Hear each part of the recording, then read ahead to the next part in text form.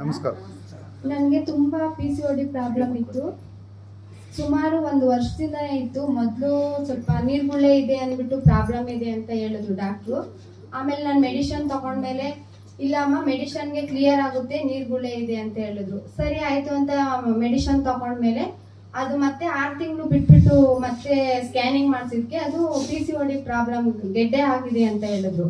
ಸರಿ ಏನು ಮಾಡ್ಬೇಕು ಸರ್ ಅಂದಿದ್ದಕ್ಕೆ ಇಲ್ಲ ಆಪ್ರೇಷನ್ ಆಗಲೇಬೇಕು ಇದು ಅಂತ ಹೇಳಿದ್ರು. ಆಪ್ರೇಷನ್ ಮಾಡ್ಸಕ್ಕಂತ ಹೋದಾಗ ಥೈರಾಯ್ಡ್ ಜಾಸ್ತಿ ಇದೆ ಅಮ್ಮ, ನಿಮಗೆ 27 ಇದೆ, ಮಾಡೋಕ್ಕಾಗೋದಿಲ್ಲ, ಇವಾಗ ನೀವು ಥೈರಾಯ್ಡ್ ಕಡಿಮೆ ಮಾಡ್ಕೊಂಡು ಬರಬೇಕು ಅಂದ್ಬಿಟ್ಟು ಟ್ಯಾಬ್ಲೆಟ್ ಬರ್ಕೊಟ್ರು ಸರ್. ಬರ್ಕೊಟ್ಮೇಲೆ ಆ ಟ್ಯಾಬ್ಲೆಟ್ ತಗೊಂಡು 1 ತಿಂಗಳು ಮತ್ತೆ ನಾನು ಥೈರಾಯ್ಡ್ ಚೆಕ್ ಮಾಡಿಸ್ದೆ. ಅದು ಇನ್ನೂ ಜಾಸ್ತಿ ಆಗಿತ್ತು ನನಗೆ. ಜಾಸ್ತಿ ಆದ್ಮೇಲೆ ಏನು ಮಾಡಲಿ ಅಂತ ಹೇಳ್ಬಿಟ್ಟು ಸುಮ್ಮನೆ ಹಿಂಗೆ ಇದ್ದೆ. ಅವ್ರಿವ್ರ ಹತ್ರ ಹೇಳ್ಕೊಂಡು ಈ ಮೇಡಮ್ ಅವರು ಹೇಳಿದ್ರು ನಮಗೆ, ಈ ಥರ ನಮಗೆ ಒಬ್ರು ಗೊತ್ತಿರೋರು ಇದ್ದಾರೆ, ಅವ್ರ ಕಡೆಯಿಂದ ಈ ಥರ ಇದಿದೆ ಪ್ರಾಡಕ್ಟು ತಗೊಳ್ಳಿ ನೀವು ಅಂತ ಹೇಳಿದ್ರು. ಅದಕ್ಕೆ ನೋಡ್ತೀನಿ, ಕಾಸಿಲ್ಲ, ನನಗೂ ತುಂಬ ಪ್ರಾಬ್ಲಮ್ ಆಗಿದೆ ಅಮ್ಮ, ಇವಾಗಲೇ ಆಲ್ರೆಡಿ ತುಂಬ ಖರ್ಚು ಮಾಡಿಬಿಟ್ಟಿದ್ದೀನಿ ನಾನು ಅಂತ ಹೇಳಿದೆ. ಇದು ಒಂದು ನೋಡು ಆಯಿತು ಅಂತ ಹೇಳ್ಬಿಟ್ಟು ಹೇಳಿದ್ರು. ಆಮೇಲೆ ಇವರು ಗಿರ್ಜಾ ಮೇಡಮ್ನ ಕರ್ಕೊಬಂದ್ಬಿಟ್ಟು ತೋರಿಸಿದ್ರು.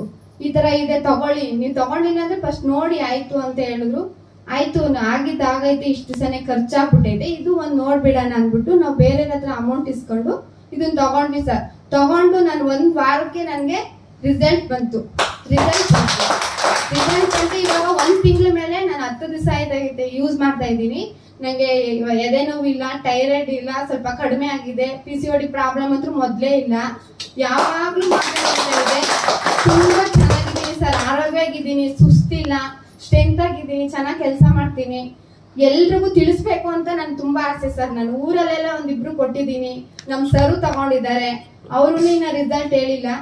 ಎಲ್ರಿಗೂ ಕೊಡಿಸಿ, ಎಲ್ರಿಗೂ 4 ಜನಕ್ಕೆ ಗೊತ್ತಾಗ್ಲಿ, ನಮ್ಮ ಕಡೆಯಿಂದ ಗೊತ್ತಿದ್ದವರಿಗೆ ಗೊತ್ತು ಮಾಡಬೇಕು ಅಂತ ನಾನು ತುಂಬಾ ಪ್ರಯತ್ನ ಪಡ್ತಾ ಇದ್ದೀನಿ ಸರ್.